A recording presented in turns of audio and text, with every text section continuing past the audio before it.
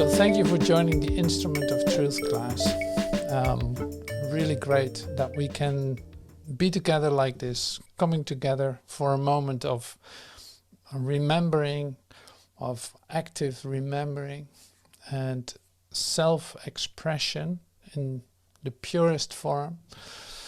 And so that is a lovely activity. And it's great to meet like this, and I love to start off with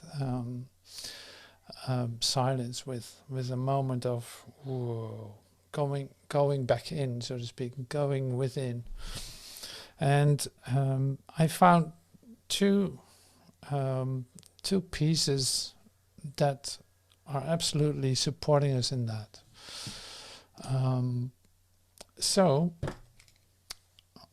I'm just gonna start reading it. One of them is from Joel, and the other is from a prayer from A Course in Miracles. All right, so here we are. So this is the invitation to go within, and it starts with this. Totally different than you expect, probably. Freedom is not a condition of mind or body. Freedom is not a condition of mind or of body. Freedom is a condition of the soul. If we do not find our freedom in soul, we will find only limitation and bondage in our experience. Freedom cannot be given to a nation or to a race of people. Freedom must first be realized in individual being, and then some measure of that freedom can be shared with those who are in need of it. Well, this is great. So freedom is not a condition of mind and body. This is what I really love and that I'm happy to read today. So I was starting with the idea of passion. You know, that's a bit of the theme today. And if there's one thing that probably every one of us is passionate about, is experiencing freedom. And so this is immediately aligning that for us in that sense. Like, okay, freedom has nothing to do with mind or body. No, it has to do with your soul. So this immediately we're going to use too, to feel that in ourselves, to connect with that so deeply that you start to extend it automatically. So that's the invitation by Joel, bringing us to that. It's like freedom. My freedom is not of this body. Has nothing to do with my mind. It has to do with my soul. It's naturally free of itself. I want to experience that. I want to get in touch with that. And that is a real possibility right now. So we need a miracle in order to experience that. And miracles are not under conscious control. They're not. It's like we cannot force ourselves into an experience, but by slowing down, by relaxing, by having a passion for it too. It's like you want that. Above all else, you want to experience that. Then you let go of it too, and it can come to you on its own time. So one miracle prayer that I would love to read is this one.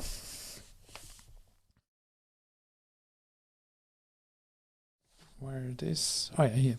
Lesson 251. It's a prayer lesson. I'm in need of nothing but the truth. I sought for many things and found despair. Now do I seek but one. For in that one is all I need, and only what I need. All that I sought before I needed not, and did not even want. My only need I did not recognize. But now I see that I I need only truth. In that are all needs satisfied. All cravings end and all hopes are finally fulfilled and dreams are gone. Now have I everything that I could need. Now have I everything that I could want. And now at last I find myself at peace. And for that peace, our Father, we give thanks. What we denied ourselves, you have restored. And only that is what we really want. I am in need of nothing but the truth.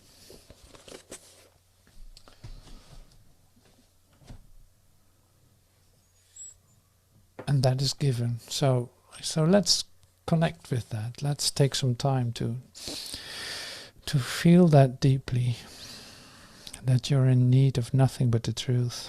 And what could you possibly want if everything is given you?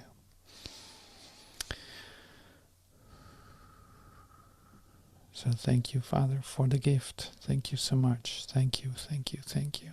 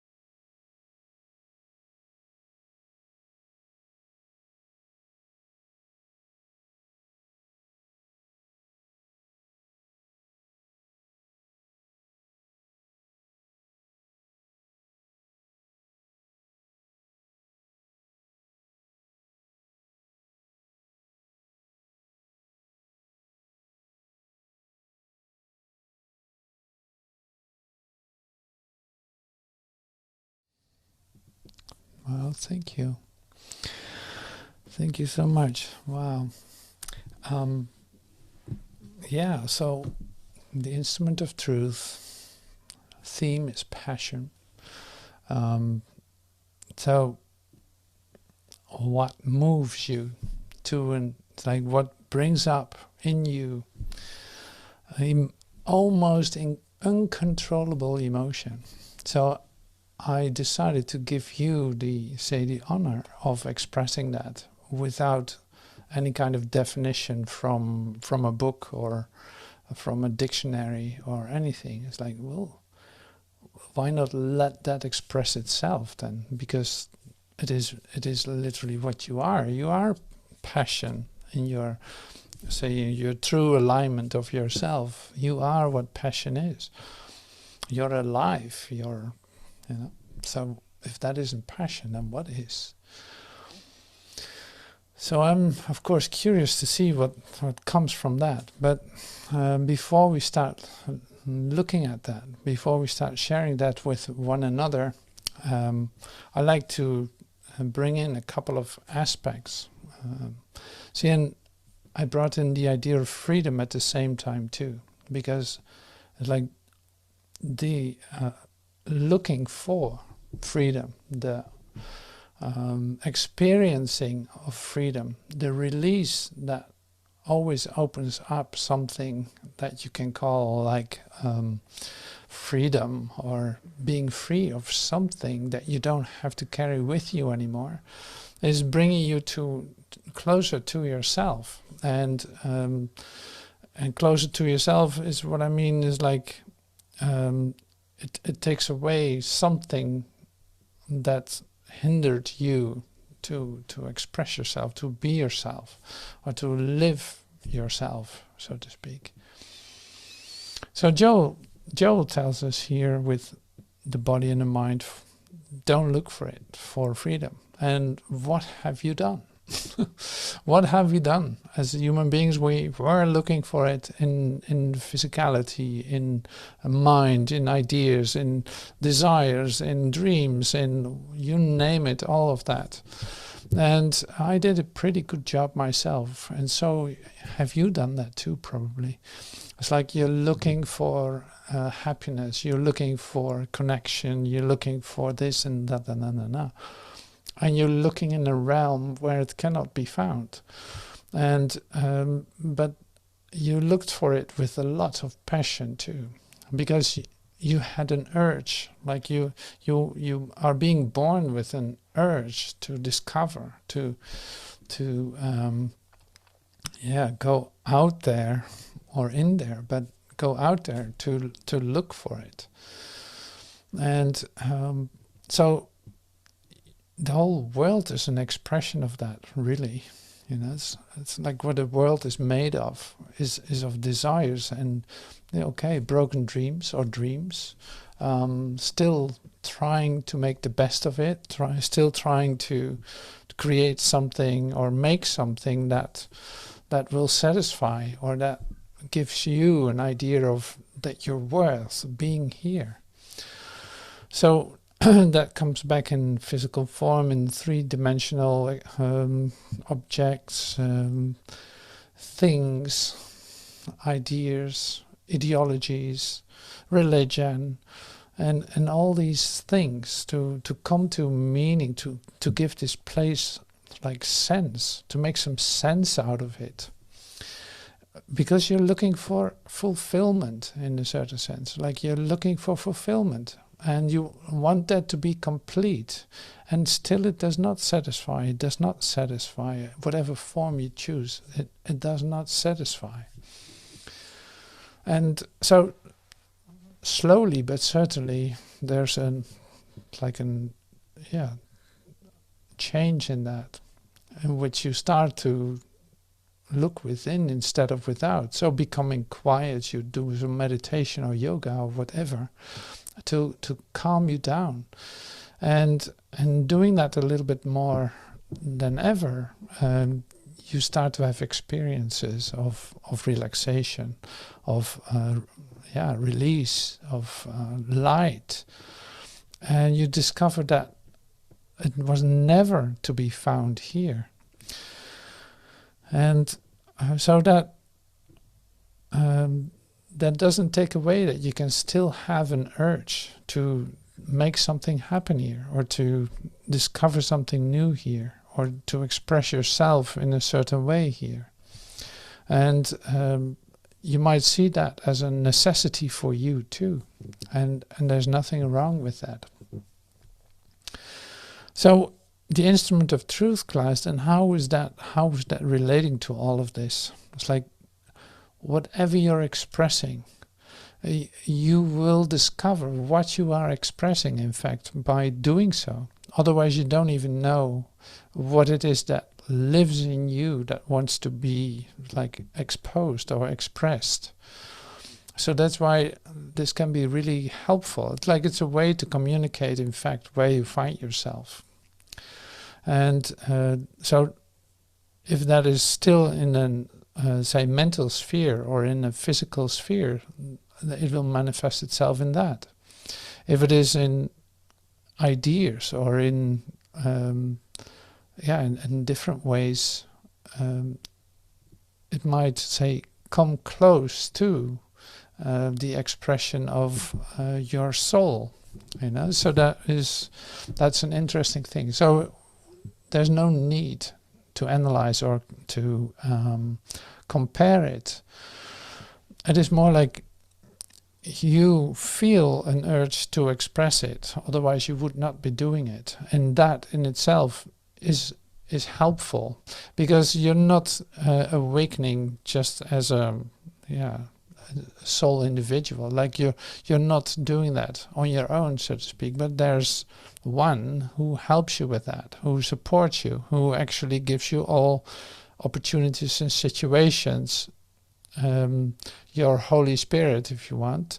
It's like it gives you the possibility to come into different situations and having different possibilities of expressing yourself. In fact, is all of it self-expression. And so what is it that you expose? What is it that you express? Where to is that related? So that is interesting, because that will communicate. That will exactly communicate. It's like the freedom that Joel was talking about too. It's like that. When you experience that, when it is realized in you, when it comes to expression in itself, by being that, in fact, that starts to communicate. That is what you radiate to everything and everyone. Like you literally shine that into your world. So that's great. That's great. So that's one aspect that I really love to look at with you for a moment. So then the next part is the passion part. It's like how does passion actually works? Or what passion, like what ideas did you have as a child? What was necessary for you to become begeistert, so to speak, to use a German word? Like, how do you become inspired, inspirited to do what you do? I love that idea, and to look at that with you, because it is that which moves you, and that's a theme that I literally I've been looking at this year a lot. Like it comes back to me. What moves you? Like, wow, look at that. What moves you? What an incredible force is moving you, through you, with you. You're included, and here it is. So that's really great. So what is necessary to engage it? And that is so lovely, in fact. Like, what is necessary to engage that passion? What is it? What will ignite your passion? And you notice in the things that you've tried in the physical world, in the relationship world, in the three-dimensional world, in the human world, you know what what has ignited you to stir a passion in you. And to give some examples, of course, is that you fell in love with someone or something or a dream or an idea. You fell so much in love with it that it took you over, that you wanted to relate to it, like in a deep, almost uncontrollable way, or maybe totally uncontrollable, who knows. So that is where you've been looking for, and what you have been practicing as a human being too. So maybe you're still doing that. Who knows? I'm curious to hear about that, if you feel like sharing that, of course. So the one essential key in all of this is, in fact, the factor of love, to come to the place inside yourself where the limits of containment that you have used are literally bursting open, and you try to, you allow yourself to take a step further. You take it a little bit further for yourself, or maybe totally further. You're not afraid. That's in fact one of the characteristics. You're not afraid to go for it. You know, it's like such a force that you feel that you want to give into it and allow that to take you over or guide you. So that is recognizable in in the way that people who are active in creative arts are in fact working too. So they have, maybe as a kid even, they know, I know this from Yo-Yo Ma, like he was playing the violin as a 4-year-old and 5-year-old. Yo-Yo Ma is a cellist, but his parents bought him this little violin, and he had like, well, it's great, but I like something bigger. Do you have something bigger? And then there was a bigger violin, so he tried that. It's like, yeah, it's okay. And then suddenly, and there's a cello in front of him. He starts playing it, and he falls literally in love with it, in such a way that he has to hear the voice of it. It's like he literally becomes the instrument when he's playing. We can take a look at that if you want to.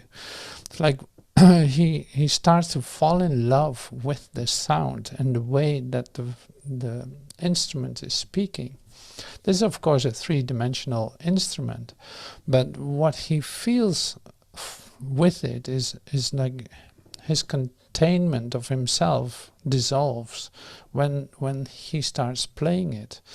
And that's so, to learn to deal with the instrument, to work this instrument, to say make the most beautiful sounds out of it, or to allow those to occur, was like singing to him. You know, he literally sings with it, and in a very lovely way.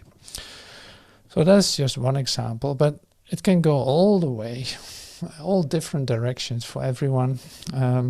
So it can be with any kind of self-expression that you use, of course, or with having just the experience of this without expressing it in a physical or in a musical, artistic way.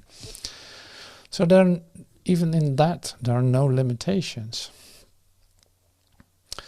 And so the essential step was to allow yourself to go beyond your containment or defense of yourself in ideas and in attitude and in expression, and in, you know, going that step further, allowing yourself to disappear into that just because of the love that you feel for it.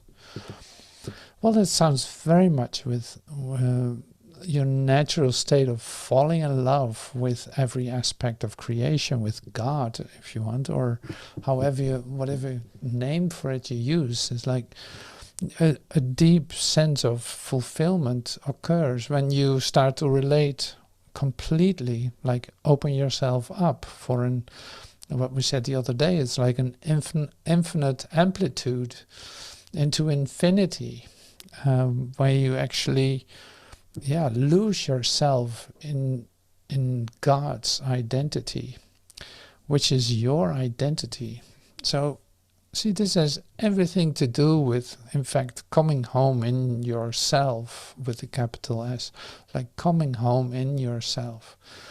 And that is what communicates. That is like your, I'm not telling you what your passion is or your freedom, but this is like, there is nothing that compares with it. It is what freedom is. It is what you are. So it is not a doing, it is a being, you know, it's like it is what you are.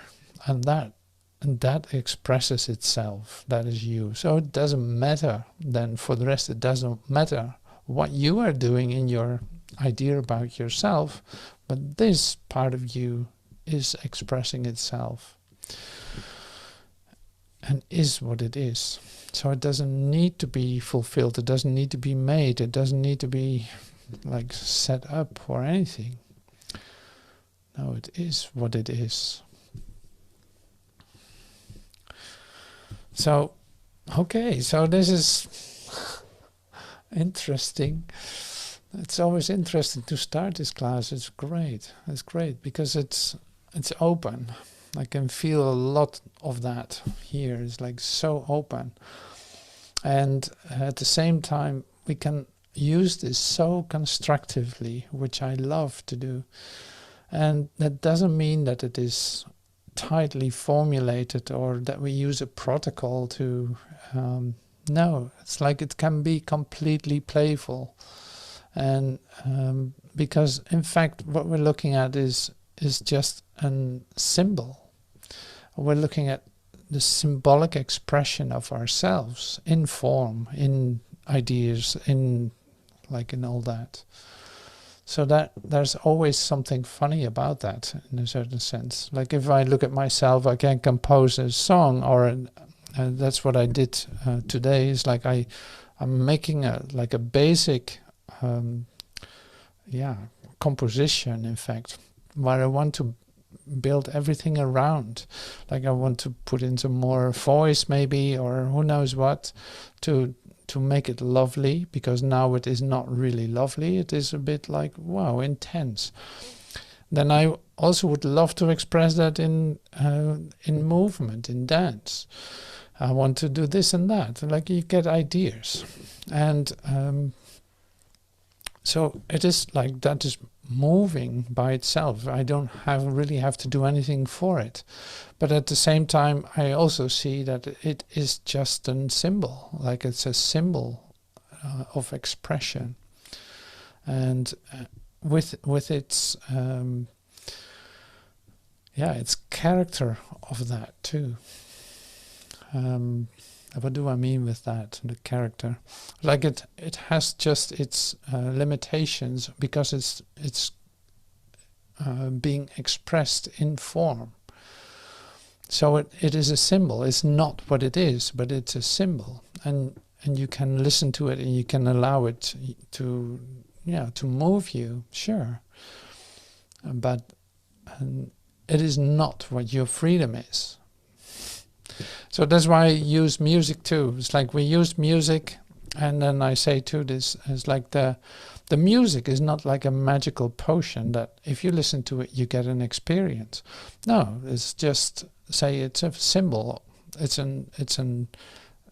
not the pure stuff, so to speak. It isn't a step further from that.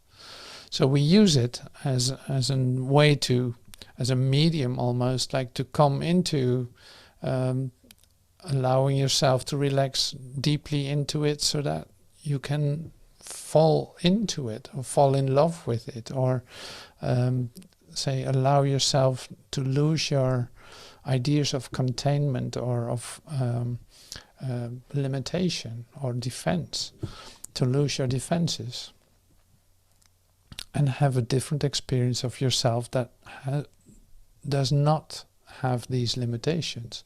In fact, coming closer to experiencing your soul and your communication with the universe directly. So that's why it's good to put this in perspective for myself, and if that's helpful to you too, that's wonderful. So yeah, some aspects that are really important in passion and is, of course, say humor, or laughing, or expressing yourself, or having fun, or whatever comes up, or maybe being touched, being emotional about it, or who knows what is going to be the expression. But there's a factor of that you cannot control in that sense. It is spontaneous, and you don't know what that will be. So there's an uncertainty connected to it, to be completely open to receive something for yourself that is new to you. So it's a bit like that. It's a bit like that. So improvisation, it is more like improvisation. You don't know exactly what the next thing will be. You're going to, say, allow yourself to be moved by it or respond to it.